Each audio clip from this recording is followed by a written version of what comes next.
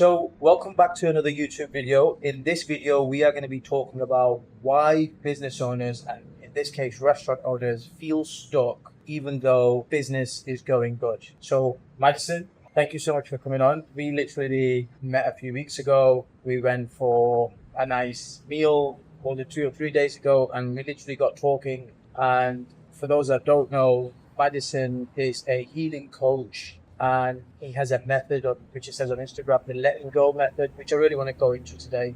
And just to give you some context, Madison, my audience are restaurant owners. My background, I've had like a restaurant for the past 10 years. And the clients that I work with, these guys have money, right? And there's just something feels missing, right? So I think today what I really want to do is I want to dig deep into that first of all. And maybe we can use myself as an example for some of the things. And then, I just want to understand, and I guess we can take it from here. Like, I guess the first question really is, like, I just want to know, and I'm talking from experience, like, I remember in my business, we were doing around 100K a month, but just something felt missing, right? What are the biggest things that entrepreneurs, business owners, high performers go through? I mean, take it whichever way you want. Well, thank you for having me. And I've actually worked with people who own restaurants, all sorts of businesses. So it's all really applicable. So much at the time when we're an entrepreneur, I've been an entrepreneur since I was 16, have my own companies, but we're focused on strategy, the hiring, all these external things. And the game I play is the inner game. So people call me a spiritual god healer. And primarily what I do with people is I bring them into their internal world. What's going on there? Because even when things seem to be going great or not great on the outside, like you said, there's something that's missing or off. And it's not really until we actually explore ourselves and develop that self-awareness that we actually start getting real answers and changes. So to answer your questions, there's so many reasons, and I'd love to hear like the specifics, especially in the restaurant industry. But why people just feel like there's something missing. But largely, the two things that always come up for me when I work with entrepreneurs is it's both the fuel source that they're coming from, why they started that business, why they're really running it. Not just the logical, mental answer they tell themselves and they tell everyone else, the glory that comes with it, but the real reason in their heart they're starting it. And the second is it's often the relationship that entrepreneur has with themselves. How do they talk to themselves? How do they go through their own challenges? So much of business is a spiritual journey, really. It's so much more than just the business. It's about how you would develop as a person, what kind of internal challenges you're facing. So it's interesting to just ask you, like, whether it was your business, this conversation going, or the people you see, what are those kind of things that they're facing? If that makes sense. Yeah, no, sure. And let's talk about me. So I'm getting a free therapy session here. So for me, like, before I had the restaurant, I mean, from the outset, I was like, I need to have, a good car. I need to have, a running business to be financially secure. And then, I want to invest in properties because I'm making all this cash and I need to put it somewhere. So like over a 10-year period, I've got assets, I've got cash flow, and then that way I can get wealthy. This was my understanding. And as I started to hit them goals one by one, for me, I just realized that something was missing. Okay. And I just couldn't pick what it was because I thought, because my initial, like, I'm talking like 7-8 years ago now, I think my initial goal was to make 10K a month. So then I hit that. So then it was, okay, I want to make 15K a month. And then I hit that. And then just like that, I had like goals and I kept moving the goalposts.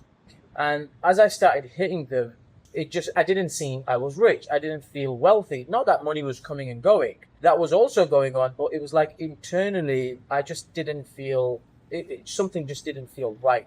And I guess it was not till I started getting into other coaching programs and I started realizing like you're just trying to be a copy of somebody else and you really haven't built up your own identity yet. I think that's the realization I came to. But then it was like, and then when I faced it, it was like tough. It was like, okay, you've got a lot of work to do. From how you show up, to how you speak, to how you talk, to how you show up in a room, to how you greet people, to how you are with staff members that you're not happy with, how you are with staff members.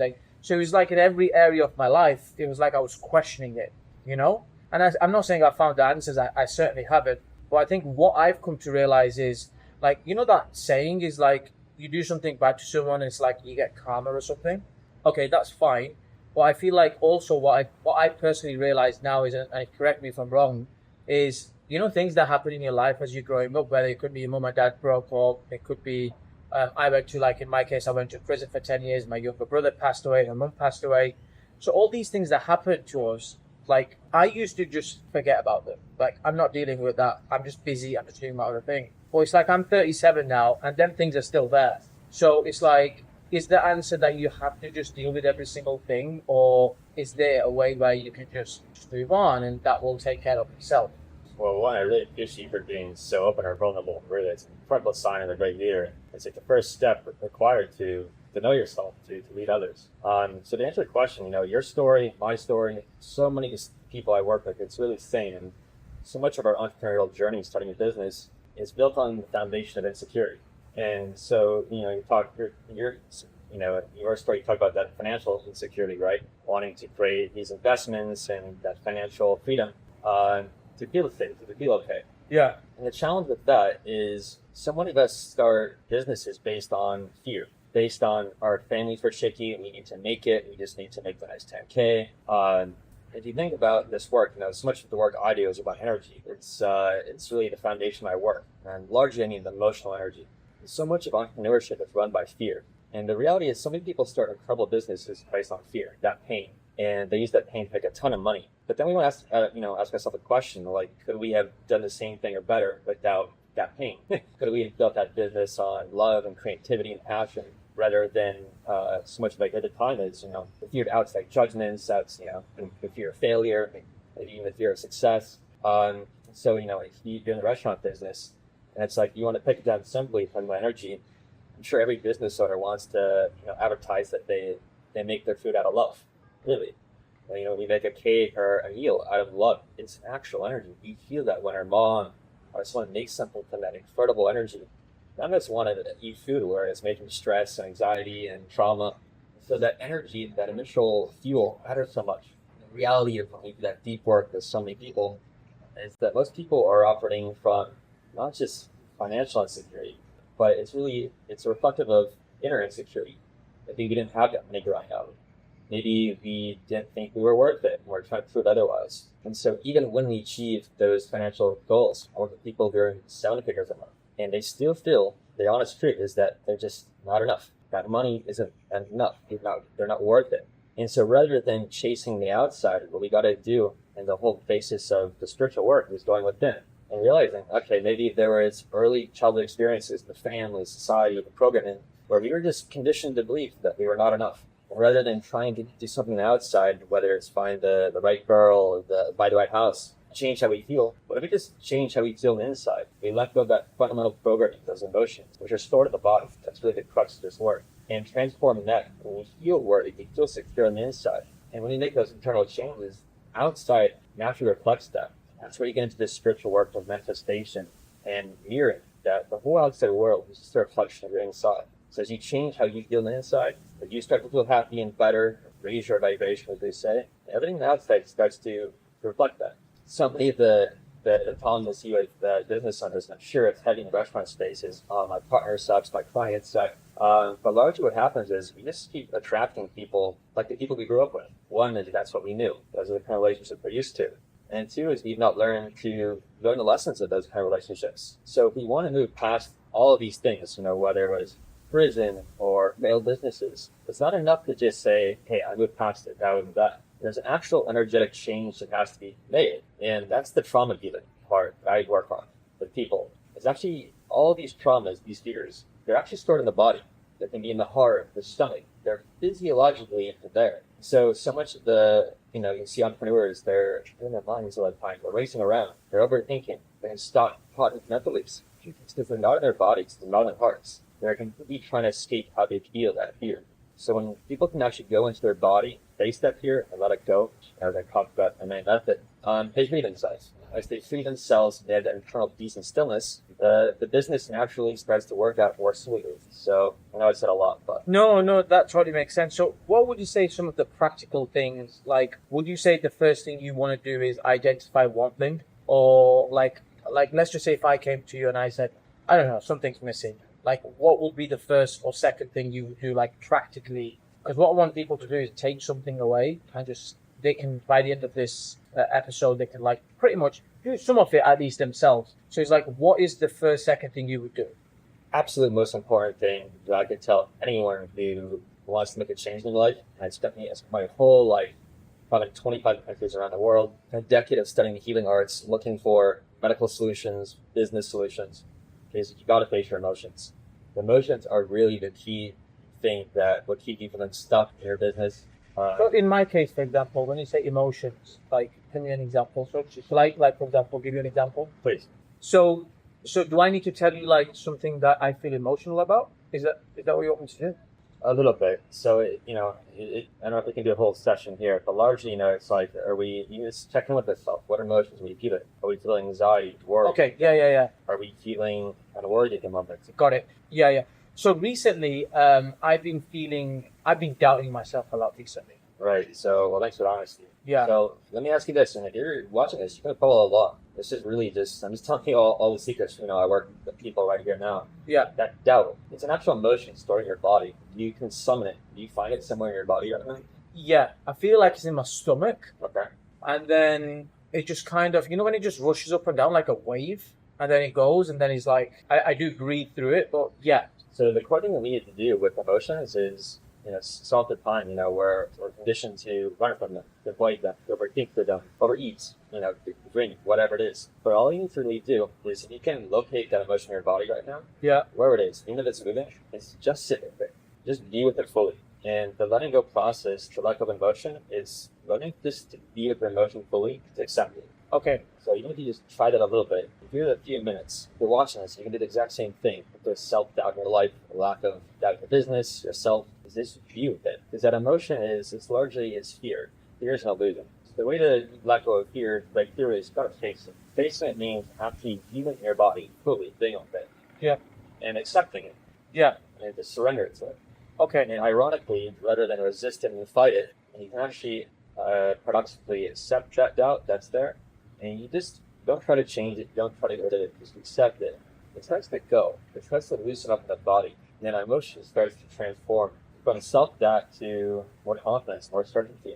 So it's about letting go of those actual energetic emotional blocks that are in the body. Yeah. And this is so good. This is so good. Like, guys, if you're watching this, like, this is like huge. Because right now, when you said to me, go feel it, face it head on, and let it, and I'll tell you exactly where it is. So I've recently been looking at one of my offers in my business, and I've been doubting it. So be like, whether it's the right one, whether I should change it a little bit, whether I shouldn't. But also at the very same time, what's brought them feelings is the fact that I know the amount of work that I've put in the offer that I've built up until now, for example.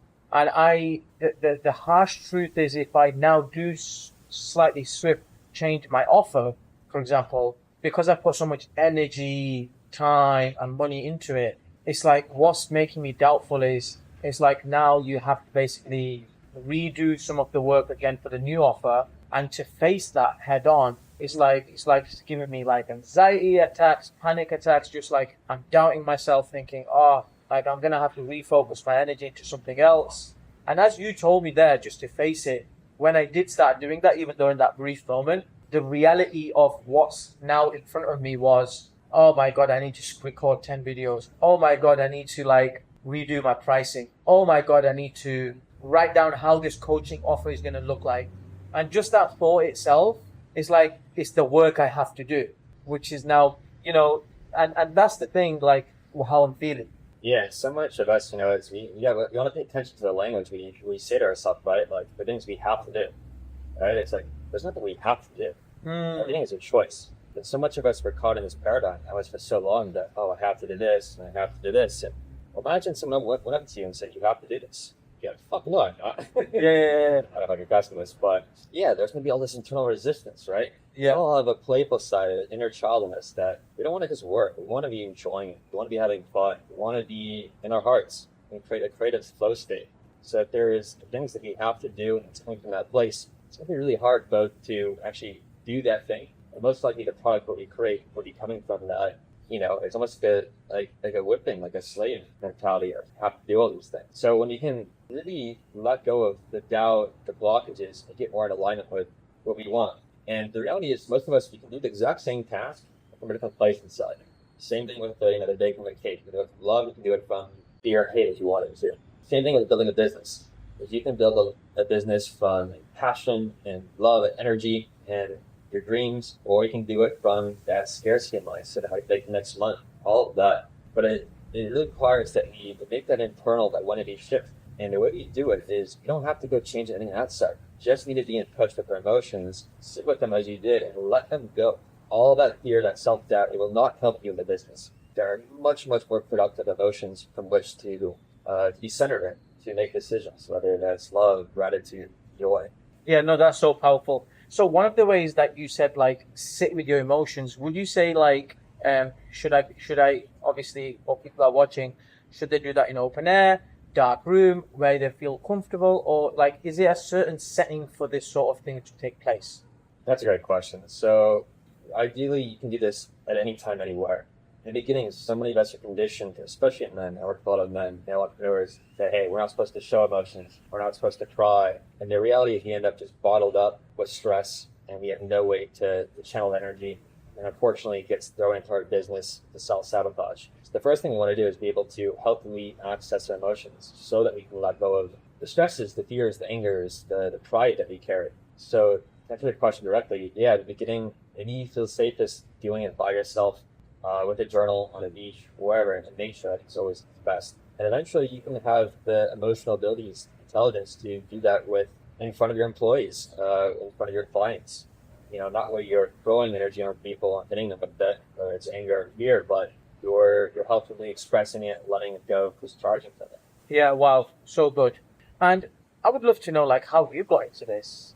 Because at the start you said, at 16 you had, you started your companies and you started working.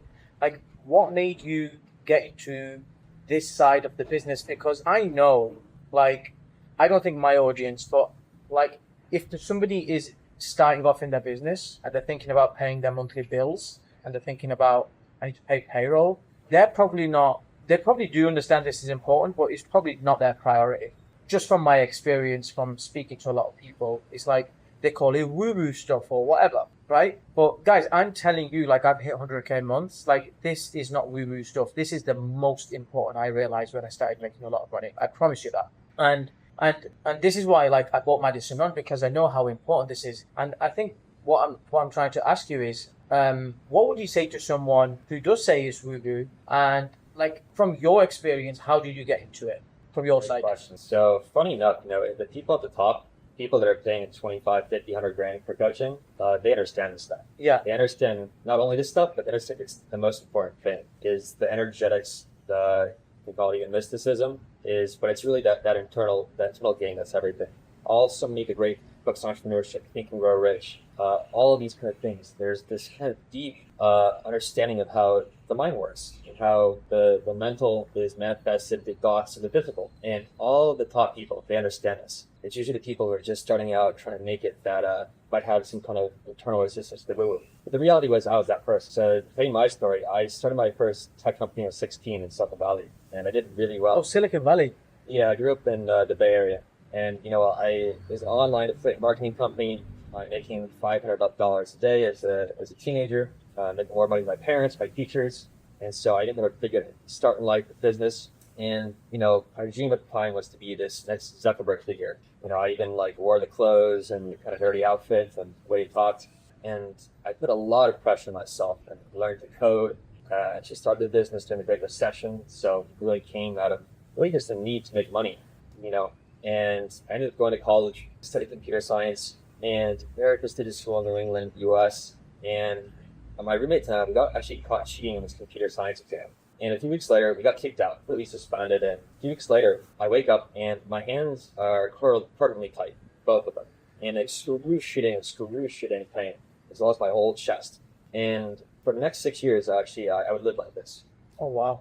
Completely unable to use my hands, to use the computer, to type, carry things, most things. And I dropped out and I went to 25 countries around the world, as I said, just studying from anyone I could who could help me. None of the 20 doctors I could find in Western medicine at Stanford, the Kaiser in California, the best medical centers had any idea to help me. So I had to find a new path. And I ended up going from, the logical computer kid to having to open my mind, because so far that science, Western medicine wasn't helping me. So I started going to Jerusalem, going ayahuasca in the Amazon. And as much as I traveled the world, the reality was I was still really in the same place. I couldn't really use my hands. I was still very depressed, very, very dark place. But I realized there was one place I'd never been, which was I'd never really been inside. I've never really been in and started to realize and ask myself, well, how did I feel? How did these experiences and the stress I was in shape me? And as I started to go within myself for the first time, and actually feel the emotions that I experienced, the grief, the sadness, the hatred I had of myself, the shame. As I started to actually let go of those emotions in my heart, so did my hands start to open at that same time. So the hands and the heart are intimately connected, and so we get and receive love. So as I healed my heart, opened it through going within and healing all this trauma, I started to open my hands again, be able to use them, even unlock the power to heal people with them. So getting back to our current conversation, the reality of why my hands did all this was, at the time, I had so much pressure on myself to succeed as a young person. As an 18, I told my roommate that if I'm not a millionaire by next year, I might kill myself. And just imagine the way that, I talk to myself. And our body picks up on that. We feel it inside. We internalize that. And so what had to happen was my hands, spiritually speaking and physically, they had to manifest the situation to say, no more. I'm not doing the computer stuff. And then my hands curled up permanently. And it's because my mind and ego was so strong that I decided to listen to my heart. My heart didn't want to do this. It didn't want to be Zuckerberg. It wanted to be me. And the reality is I was so hell-bent on proving to everyone else what I could do, getting people to like me. That's how I get my self-worth. It's that until I let that go and work through that, really found myself, got back to who I am, my hands sabotaged me the whole time. But it wasn't just because I was misaligned. There's so many of us where they start these businesses, unfortunately, not out of our hearts, but again, out of that inner insecurity. This work's really about coming home back to ourselves, our real strength, our real power. And with that, you can really do everything. Yeah, thank you for sharing that. And that is such a powerful story. And I know you probably just skipped over it as well. We can probably do a whole session just on your story, or maybe 3 sessions. But yeah, thank you for sharing that. And so in the world that you are in, the business that you have, I know you attract top level, high elite entrepreneurs. And one of the things that I really wanted to ask you is which was so interesting, because me and you had a conversation. You said, I don't really do outbound, or I don't market this stuff, and people find me. And that fascinated me. That's just a dream business, right? And what I wanted to know was when people do find you, how do they reach out to you? What do they usually say? Because I just want to, where I'm trying to get to, what are their pain points? Are they different, or do you find similar patterns throughout the way? Good question. They really are different. In the end, the reach is the same, but the symptoms which they come through are different. Yeah. So some of the guys I work with, one is business until them, he's doing 50K a month, he's a music business, and he's got issues. And that might seem okay, well, it's a medical thing. That's a physical problem. But likewise, my story, my hands wasn't a physical problem. It was a psycho-spiritual problem. And so, this is one example, right? It's, with gut issues, it's a sign of being able to not be able to make gut decisions. And having that self-doubt and that fear locked in the body from early trauma. So sometimes it comes as a physical symptom. Sometimes it's self-sabotage with anxiety and thoughts. They're just getting in their own way of the business. They hit them tons of money, but just bad decisions. Sometimes people, I do like to work with these people, they're already doing well. They just want to take the next level. And they're wondering what is it in them that's holding them back. They swept their train poster up, and one of the guys, he's doing 7 figures a month. And he said, Madison, there's just this interesting thing in my family where my father, my grandfather, and we always seem to get second place. We don't get first in our family. And, my grandfather was second attorney general. My father was second place in his business, in his sector. And I'm the same thing. I never get first.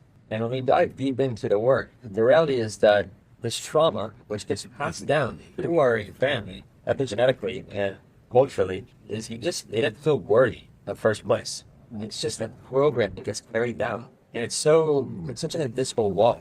And the guy is so smart, so brilliant, has such a great team, and yet always finds himself when he's about to get first in his business. And it all goes down. It all goes to shit. So when we make those energetic changes, and they secretly let go of that unworthiness, and do feel that worthy, then they can allow abundance and good things into their life. So all sorts of reasons, really. Yeah, wow. So, and this might be a stupid question, but it came to my mind as you was sharing what you was doing there with that client feels. So, like different parts of your body, you have different things. Like the gut issue was, I guess, around the stomach. If I've got something around my throat or head. So let's just say I've got pain in my legs or ear or different parts of the body. Does that, how you deal with it? Is it like different, or do different areas of pain in different parts of your body mean different things, or is that just a stupid question? No, it's one of the best questions I've ever heard. So just like my hands, right? Hands are connected to the heart. Because my hands flows, my heart flows. There's so many, the body is the subconscious mind. So as a programmer, I'm an early technologist. What I love about this work, working with the body, is that once you learn how the body works, and that's place in the body where they show up means very specific things. Programs, someone's programs, very but. So one of the greatest injuries, physical symptoms I see, the really top level guys I work with, is they all have knee problems. And you're gonna wonder why.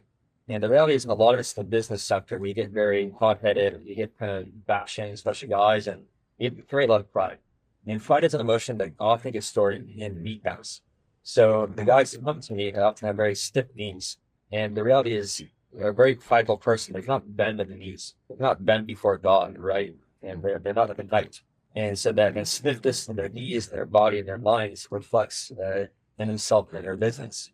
So as they let go of that pride and they find themselves more humility, they become more grounded and more nimble and centered in themselves and their business. So the body is an amazing map that I give emotion and story after story. Largely, most of what people are working with it's in the heart. Self-doubt is in the heart. There are rejections in the heart. So much the fears in the heart. So much of this work is it's a heart opening work. And that comes out there to be cliche or kind of wishy-washy for people. But it's the most important thing I've ever done in my life, and other people find too. Yeah, that's so interesting. That's so interesting.